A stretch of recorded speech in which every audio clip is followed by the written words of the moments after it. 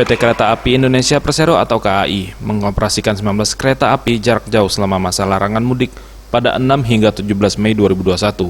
Namun layanan tersebut hanya diperbolehkan untuk perjalanan yang bersifat mendesak dan kepentingan non-mudik yaitu bekerja, perjalanan dinas, kunjungan keluarga sakit dan kunjungan duka anggota keluarga meninggal. Menanggapi hal tersebut, Aida Suryanti, manajer Humas PT KAI Divisi Regional 3 Palembang mengatakan, tidak menjual tiket kereta api jarak jauh. Pihaknya pun tidak membuka penjualan tiket secara daring untuk perjalanan pada tanggal tersebut. Masyarakat hanya dapat mengakses penjualan tiket kereta api hingga 5 Mei 2021 dan akan kembali menjual tiket pada 18 Mei 2021.